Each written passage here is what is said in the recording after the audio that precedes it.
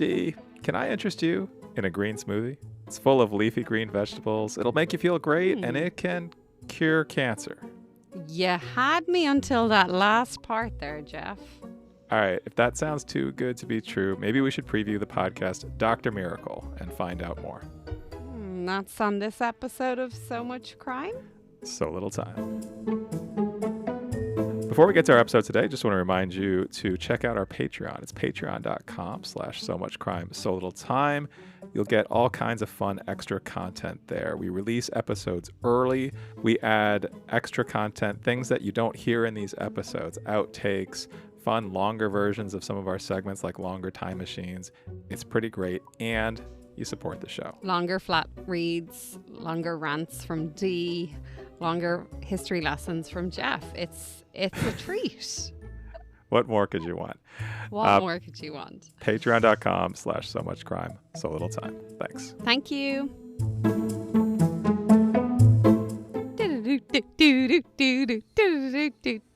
Jeff. There it is. Blast from the past.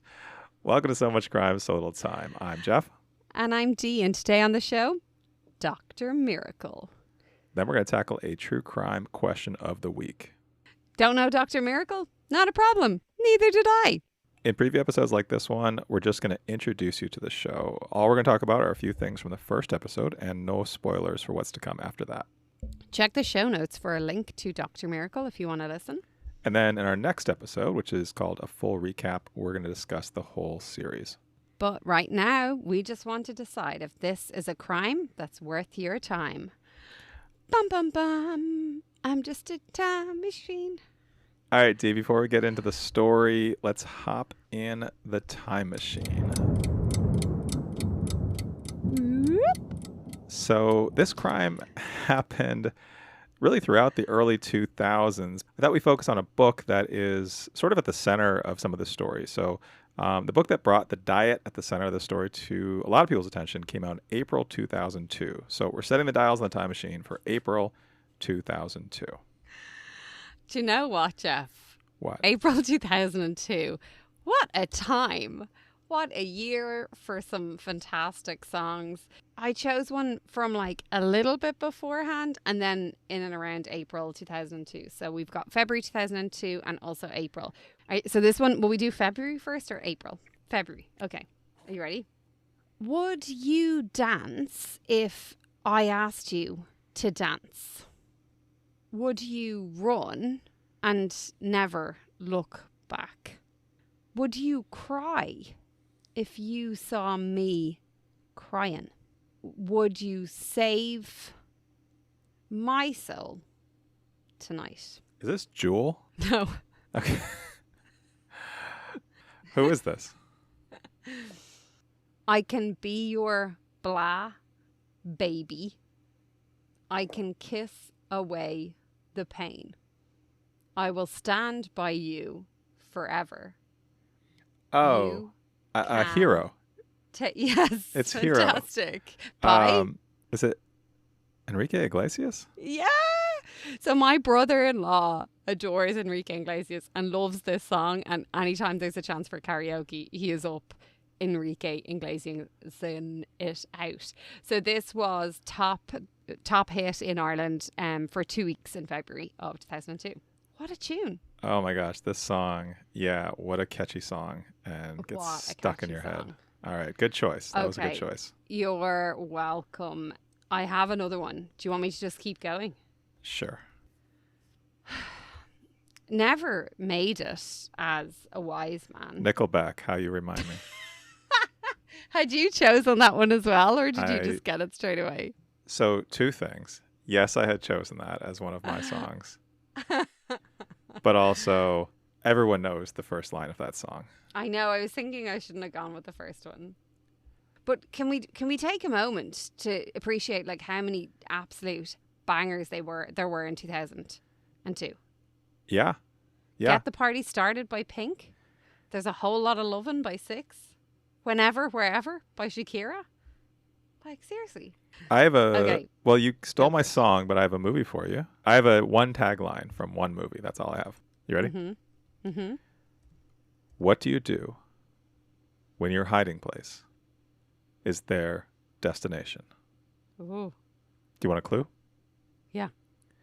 This was the breakout role for a 12-year-old Kristen Stewart.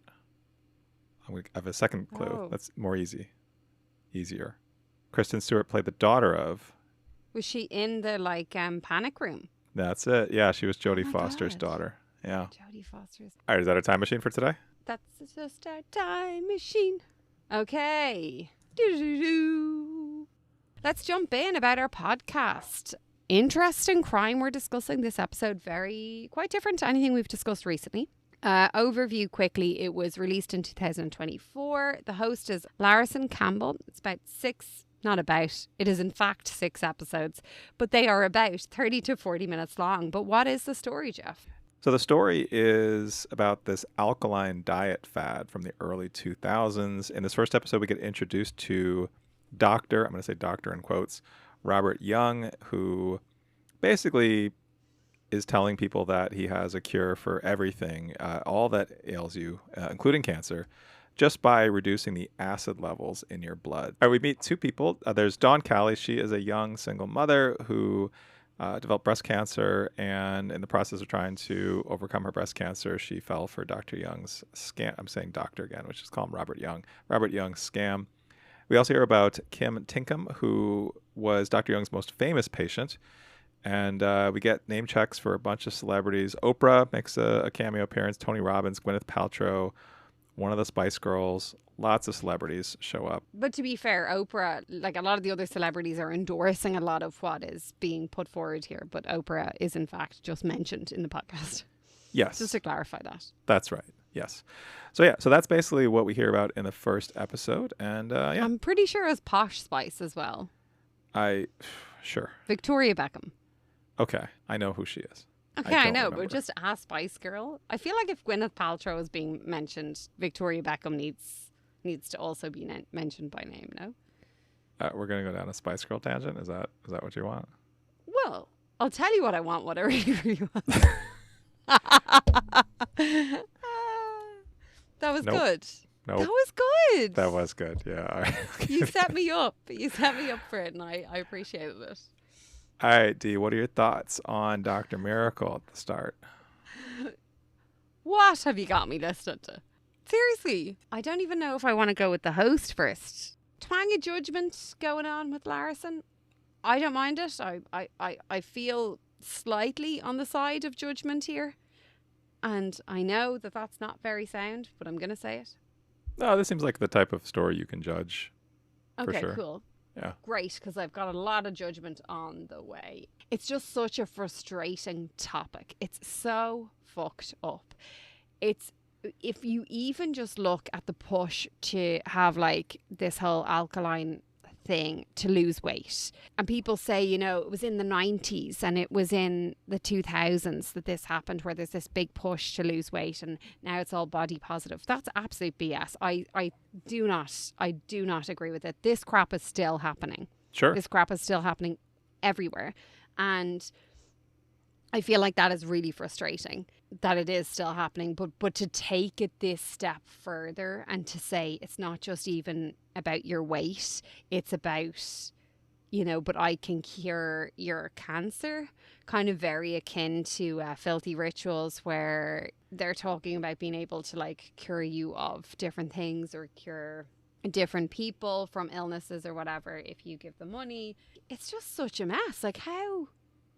How are people able to get away with this shit? Well, I mean, this is what's so sort of insidious about this, is that it's based in some good things. Part of the basis of this whole thing is getting more exercise, doing yoga, sweating it out, eating more leafy greens and vegetables, cutting out processed foods, sugars. Those are good things. Shitting water? That's a good part of it. Okay. Sorry, not a good, but a good part of the whole, not a good part, sorry.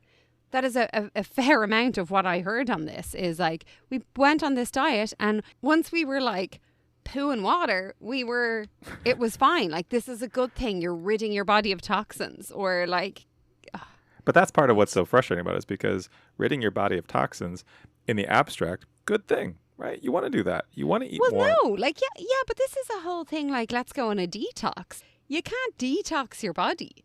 No, and Like, that's your body, like, well, your organs are doing this for you. Like, so long as you're not, binging on alcohol or binging on sugary food the whole time or having an awful diet the whole time. but this is the you said this is the type of thing that's still happening. It is still happening because like I was just talking to somebody the other day that we work with who does intermittent fasting.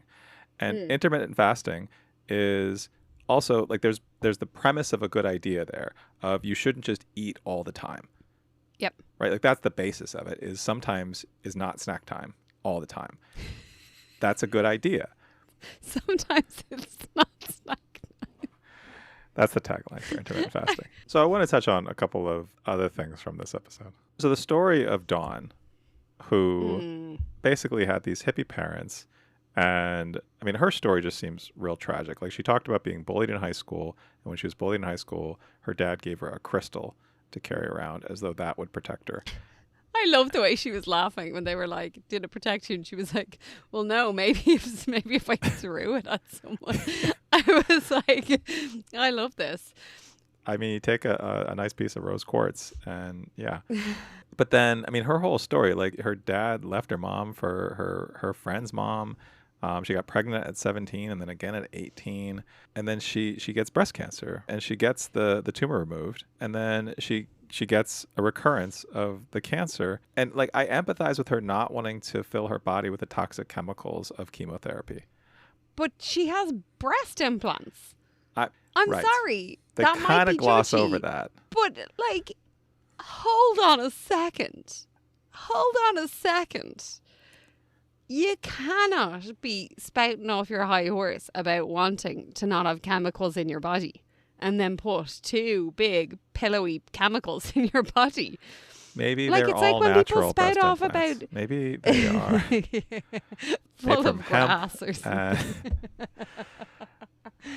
This is like when people spout off about like, I wouldn't have that because it's my body, but then they're getting Botox, which has just been shoved Sure. into their skin. It's not like I'm against any of that. I absolutely am not.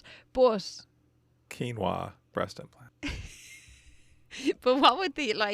what would be the encasement? Would it be like, I don't know, what do they put around sausages? I don't think they'd want that in their body because she's a vegetarian. Burlap sack.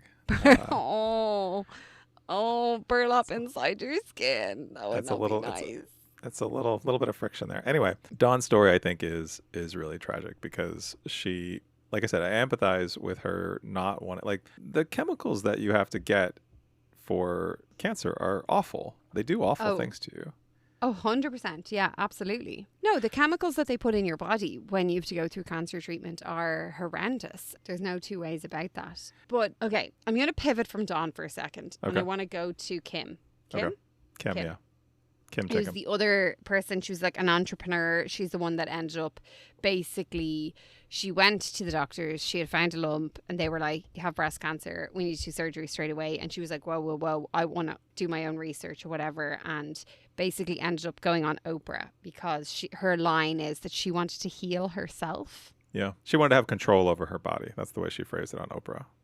I understand wanting to do the research. I have had close family members going through certain situations where like a lot of research is done by their close family members to make sure everything is totally fine and above board, and sometimes having to advocate for them and the advocate, like the pushing from that person impacted really positively the outcome of the treatment. So I am for all of that. But where was her research on Dr. Young? Because if you'd researched Dr. Young, you would have seen that he was charged with crimes. You would have seen that he got his 3 degrees in 18 months from a diploma mill in Alabama that got shut down. Not a medical doctor, not even a real PhD.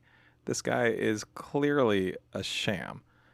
But also, my thing is like, if you were on a plane, do you need to know and understand exactly how to fly it to actually be on the plane? And would she have gone in with the same attitude going onto a plane? And also, if that plane gets in trouble, are you going to question the pilot and the pilot's move to quickly pivot the plane out of trouble and like whatever he's going to do or she's going to do? Or are you going to trust the experts to get you to safety? And I think that's what a big missing part is here.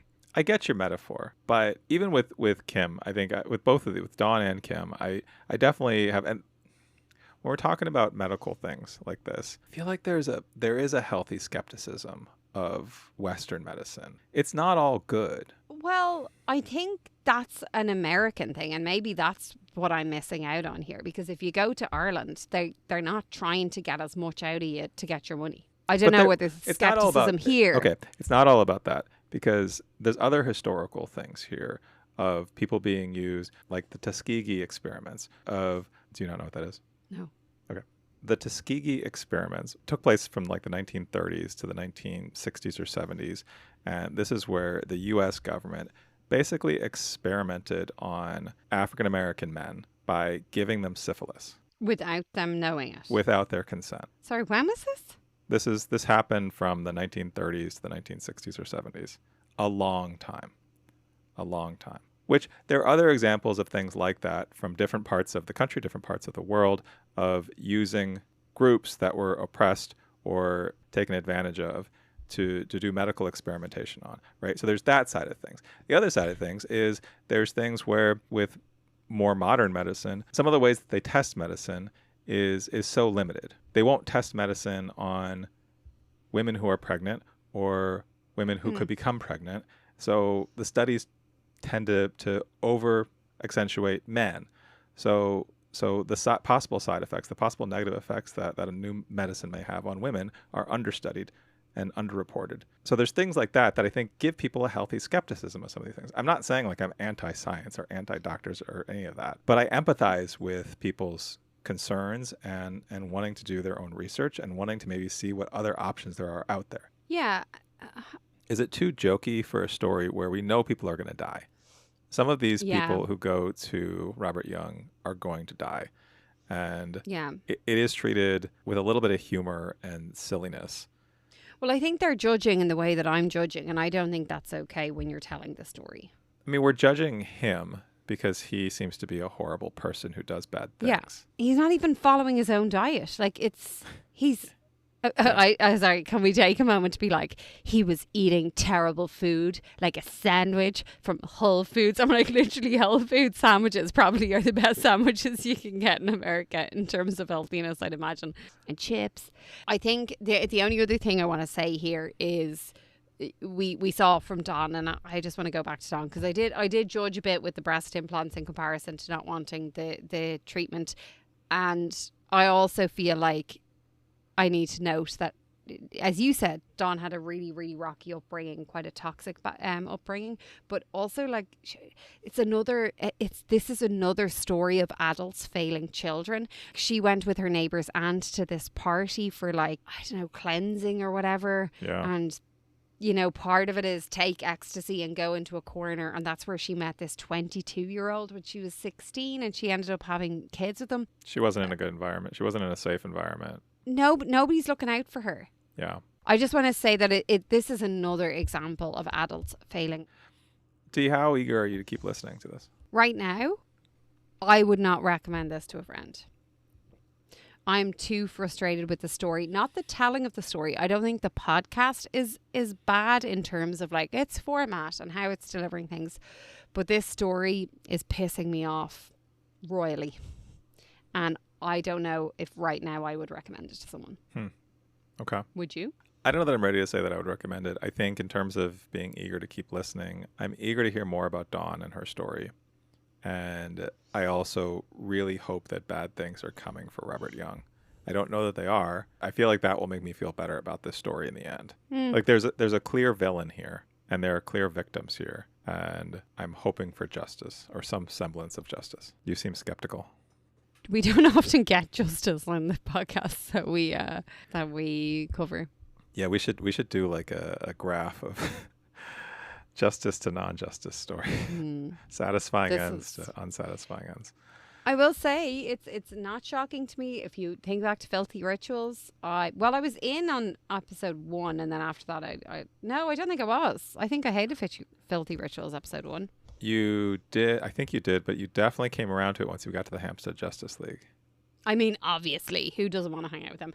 I will say one note I have is I want to talk to Dawn. I want to sit down with her and I want to have a drink with her. I have it written in my notes because I want her to explain the contradiction of breast implants versus like not wanting toxins in your body. And I think she's very sound. Before we jump into the true crime question of the week, don't forget, join us on Patreon. Patreon.com/so much crime, so little time. And don't forget to rate us on Spotify, Apple, or 5 stars only. wherever you listen. And if you haven't yet, I don't know why you wouldn't have, but definitely make sure you subscribe so you get all the latest episodes as soon as they drop.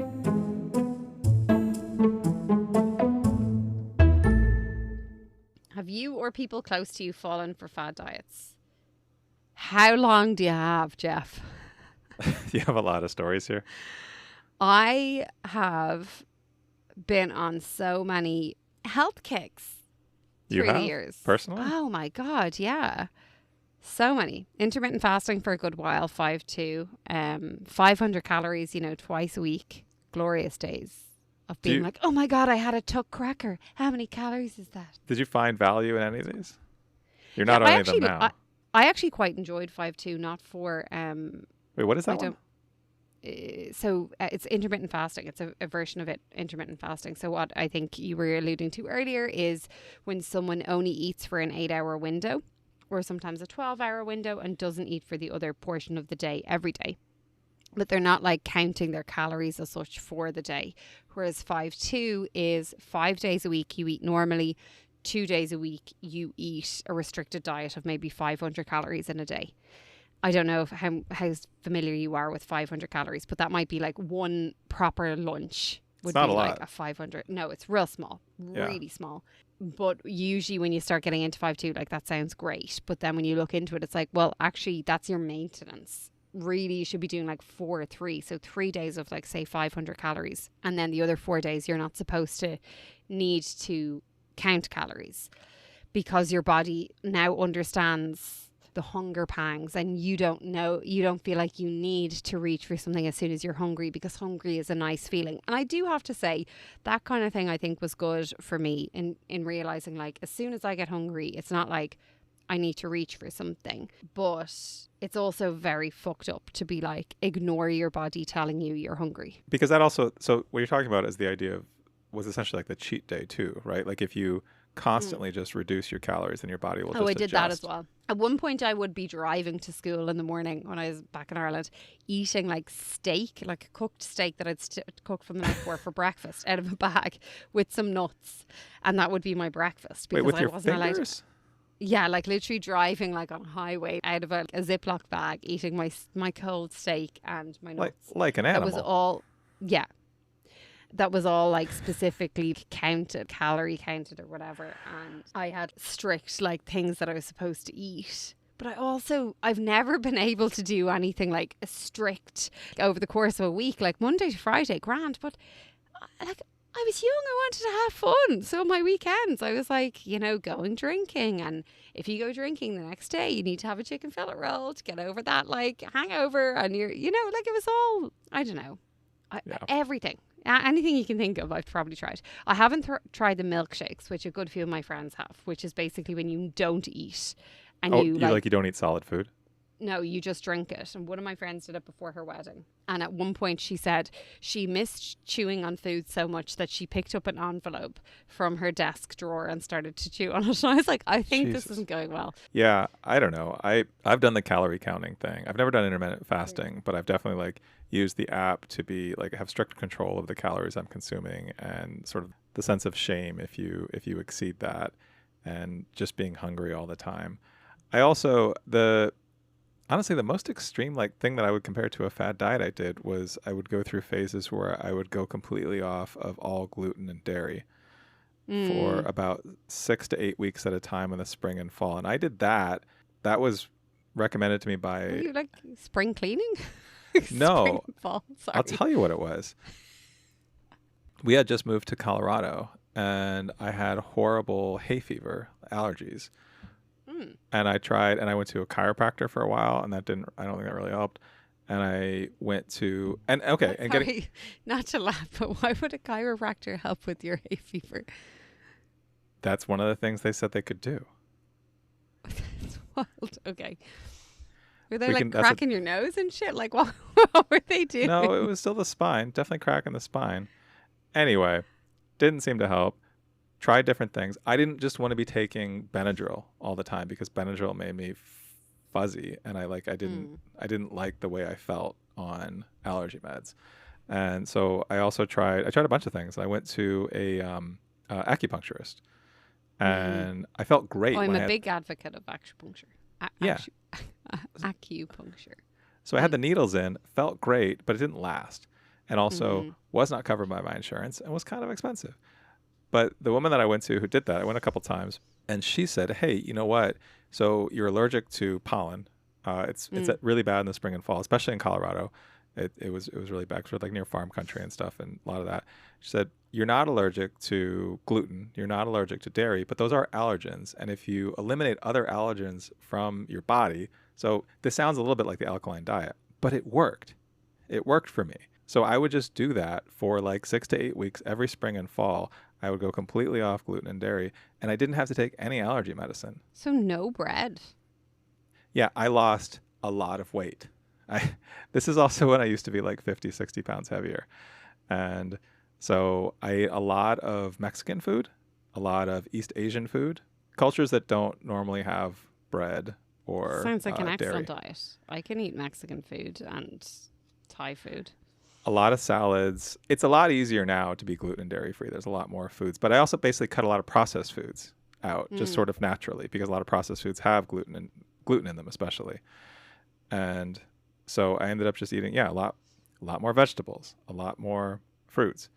And that was yeah, it was great. I don't do it anymore, but used to do that. Wild. Well, this is it. That's the power of a fad diet. I think there is some truth in a lot of fad diets, and if you can sort of pick and choose, because honestly, I have kept some elements of that.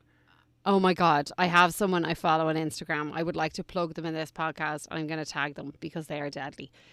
Mulliganes is his name. And he is a no bullshit.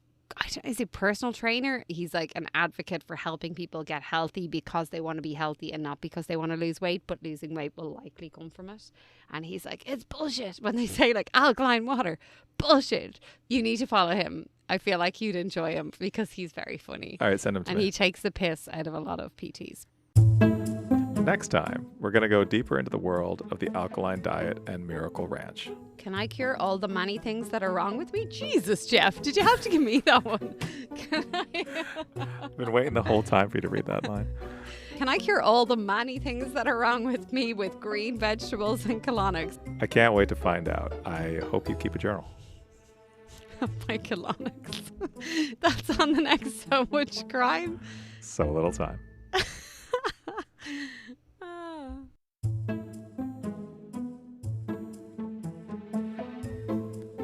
So Much Crime, So Little Time is a production of Mind Glove Media. The executive producer is Paxton Caloriso. Our associate producer is Blythe Ty. Our theme music was composed by Vyacheslav Starostin. If you haven't done it yet, please subscribe to this show on your podcast app. And don't forget to give us a 5-star rating and a review. Even better, tell your friends. To join the discussion, look for us on social media. Check out the show notes for all the links. Thanks for listening.